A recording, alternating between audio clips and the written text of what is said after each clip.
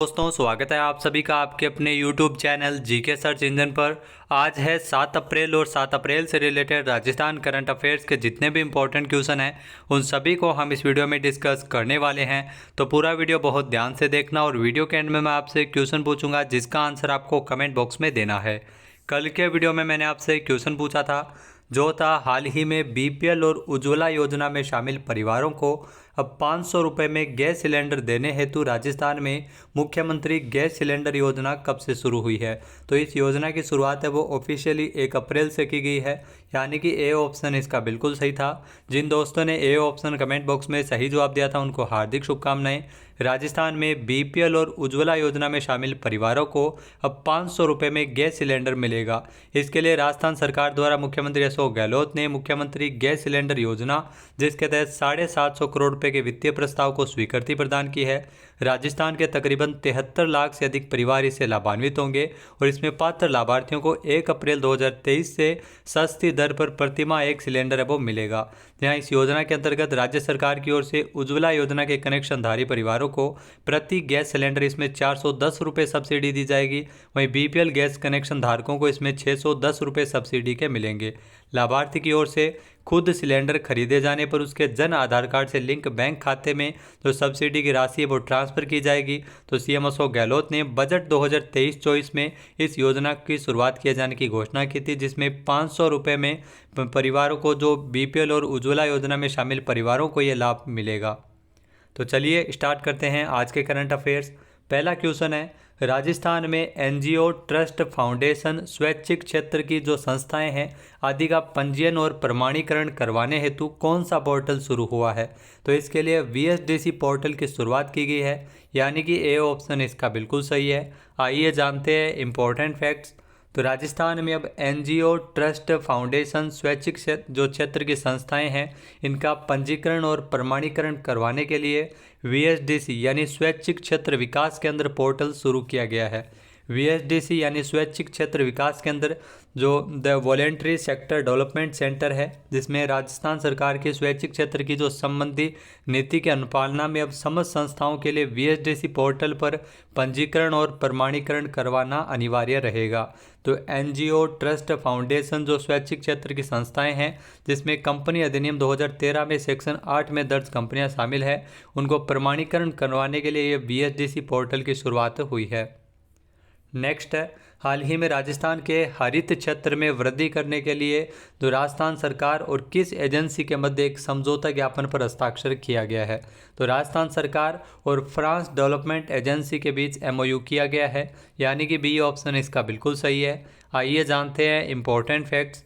तो राजस्थान में हरित क्षेत्र में वृद्धि करने के मकसद से राजस्थान की गहलोत सरकार और फ्रांस डेवलपमेंट एजेंसी के मध्य एक समझौता ज्ञापन पर हस्ताक्षर किए गए थे, जिसके तहत फ्रांस की एजेंसी के सहयोग से राजस्थान के 13 जिलों में लाखों की संख्या में पौधे लगाए जाएंगे। तो ध्यान रखना 13 जिलों में ये पौधे लगाए जाएंगे। मुख्य सचिव उषा शर्मा की मौजूदगी में एमओयू किया गया था, जिसमें फ्रांस डेवलपमेंट एजेंसी के सहयोग से क्रियान्वित होने वाली राजस्थान वानिकी और जैव विविधता विकास परियोजना के अंतर्गत वृहद स्तर पर वृक्षारोपण किया जाएगा, जिससे प्रदेश के हरित क्षेत्र में वृद्धि होगी। प्रधान मुख्य वन संरक्षक डॉक्टर DN पांडे और फ्रांस डेवलपमेंट एजेंसी के जो भारत में कंट्री डायरेक्टर बोसले ब्रूनो के मध्य समझौता पर हस्ताक्षर किया गया था। तो आगामी 8 वर्ष में 13 जिलों में 1693.91 करोड़ रुपये खर्च किए जाएंगे, जिसमें 70% यानी 1185.28 करोड़ रुपये है वो फ्रांस डेवलपमेंट एजेंसी वहन करेगी और 30% राशि है वो 508.62 करोड़ रुपये राज्य सरकार इसके लिए देगी। नेक्स्ट क्वेश्चन है, हाल ही में सुपर फूड कहे जाने वाले मोटे अनाज के उत्पादन में राजस्थान देश भर में कौन से स्थान पर है। तो सुपर फूड कहे जाने वाले मोटे अनाज में राजस्थान का पूरे देश में पहला स्थान है, यानी कि ए ऑप्शन इसका बिल्कुल सही है। आइए जानते हैं इंपॉर्टेंट फैक्ट्स। तो आपको बता दें कि जो हमारा देश पूरे विश्व में मोटे अनाज के उत्पादन में पहले स्थान पर है और देश भर में मोटे अनाज के उत्पादन में राजस्थान सबसे अग्रणी राज्यों में शामिल है।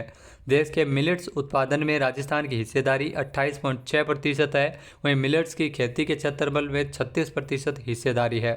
सुपर फूड कहे जाने वाले मोटे अनाज के प्रति वैश्विक स्तर पर जागरूकता पैदा हो सके, इसके लिए दुनिया भर में इसकी स्वीकार्यता तेजी से बढ़ रही है और भारत की पहल पर ही संयुक्त राष्ट्र ने साल 2023 को अंतर्राष्ट्रीय मोटा अनाज वर्ष घोषित किया है। तो ये भी आपके लिए क्वेश्चन इंपॉर्टेंट है। मोटे अनाज में बाजरा, ज्वार, रागी, कोदो जैसे धान्य को शामिल किया गया है, जिसमें पोषक तत्वों की मात्रा ज़्यादा होने तथा प्रोटीन, विटामिन बी और खनिज भरपूर होने के कारण वैज्ञानिकों ने मोटे अनाज को पौष्टिक धान्य का दर्जा भी दिया है। बाजरे के उत्पादन में 41.7% हिस्सेदारी के साथ राजस्थान देश में पहले स्थान पर है। नेक्स्ट क्वेश्चन है, अखिल भारतीय सिविल सेवा एथलेटिक्स खेलकूद प्रतियोगिता में राजस्थान की डॉक्टर सारिका यादव ने लॉन्ग जंप में कौन सा पदक जीता है? तो राजस्थान की डॉक्टर सारिका यादव ने इस प्रतियोगिता में ब्रॉन्ज मेडल जीता है, यानी कि सी ऑप्शन इसका बिल्कुल सही है। आइए जानते हैं इंपॉर्टेंट फैक्ट्स। तो अखिल भारतीय सिविल सेवा एथलेटिक्स खेलकूद प्रतियोगिता, जिसमें राजस्थान की डॉक्टर सारिका यादव ने, जी हाँ सारिका यादव, जिन्होंने 30 मार्च 2023 को लॉन्ग जंप में ब्रॉन्ज मेडल अपने नाम किया है। आपको बता दें कि महाराष्ट्र के पुणे में हुई प्रतियोगिता में डॉक्टर सारिका ने 100 मीटर रेस में 5वां स्थान हासिल किया था। 22 साल बाद ट्रैक पर उतरी डॉक्टर सारिका ने प्रथम बार में मेडल प्राप्त करते हुए प्रदेश का नाम रोशन किया है। डॉक्टर सारिका यादव जो राजस्थान में जो स्वास्थ्य विज्ञान विश्वविद्यालय में मेडिकल में पीटीआई है। नेक्स्ट है, हाल ही में प्रतिदिन जल कनेक्शन के हिसाब से राजस्थान देश भर में कौन से स्थान पर है? तो जल जीवन मिशन के अंतर्गत प्रतिदिन जल कनेक्शन के हिसाब से राजस्थान का देश में है वो तीसरा स्थान है, यानी कि सी ऑप्शन इसका बिल्कुल सही है। आइए जानते हैं इंपॉर्टेंट फैक्ट्स। तो राजस्थान ने वित्त वर्ष 2022-23 में जो अंतिम दिन जल जीवन मिशन में एक दिन के अभी तक के सबसे अधिक जल कनेक्शन के रिकॉर्ड जो 31 मार्च को 27,470 कनेक्शन दिए गए थे। प्रतिदिन जल कनेक्शन के हिसाब से राजस्थान देश में तीसरे स्थान पर रहा था। इससे पहले 26 मार्च को 16,742 जल कनेक्शन है वो दिए गए थे। उसका रिकॉर्ड तोड़ते हुए 31 मार्च को 27,470 जल कनेक्शन है वो दिए गए हैं। साल 2022-23 में इस मिशन के तहत हाल ही में जो 14,13,679 जल कनेक्शन है वो दिए गए हैं। जल जीवन मिशन के अंतर्गत कुल जल कनेक्शन के आधार पर राजस्थान देश भर में 12वें स्थान पर है। तो ध्यान रखना, कुल जल कनेक्शन के आधार पर राजस्थान का देश में 12वां स्थान है। इसके अलावा जल जीवन मिशन के तहत जो राशि व्यय करने में राजस्थान का देश में चौथा स्थान है। नेक्स्ट क्वेश्चन है, हाल ही में राइट टू हेल्थ यानी स्वास्थ्य का अधिकार बिल पारित करने वाला भारत का पहला राज्य कौन सा है? तो ये आपसे इंपॉर्टेंट क्वेश्चन है, ज़रूर पूछा जाएगा। राजस्थान देश का पहला राज्य बन गया है, यानी कि सी ऑप्शन इसका बिल्कुल सही है। आइए जानते हैं इंपॉर्टेंट फैक्ट्स। तो राइट टू हेल्थ यानी स्वास्थ्य का अधिकार बिल राजस्थान विधानसभा द्वारा पारित किया गया था और राजस्थान में आपको बता दें कि राइट टू हेल्थ लागू करने वाला राजस्थान देश का पहला राज्य बना है। 21 मार्च को यह बिल पास हो गया है। राजस्थान देश का पहला राज्य बना है जहां राइट टू हेल्थ बिल पारित हुआ है। इसी के साथ ही अब प्राइवेट और सरकारी अस्पताल इलाज करने से मना नहीं कर पाएंगे। अब इमरजेंसी में प्राइवेट अस्पताल में मुफ्त इलाज होगा और कहीं पर भी इलाज कराओ उसका पैसा है वो सरकार द्वारा खर्च किया जाएगा। ऐसे मामलों में अस्पताल किसी भी तरह की लापरवाही नहीं कर सकता है। अगर किसी ने इलाज के लिए मना किया तो उस पर 10 से 25 हज़ार रुपये का जुर्माना भी लगाया जा सकता है। ऐसे मामलों की सुनवाई जिला स्वास्थ्य प्राधिकरण और राज्य स्तर पर राज्य स्वास्थ्य प्राधिकरण में होगी। कई बार निजी अस्पताल मरीजों को यह कहकर इलाज से मना कर देते हैं कि यह चिरंजीवी योजना में कवर नहीं है, इसका अलग से पैसा ले लेते हैं। तो इन सब से लगाम लगाएगी और इसमें आपको बता दें कि 10 से 25 हज़ार रुपये जुर्माना भी लगाया जाएगा अगर इलाज करने से कोई मना करता है।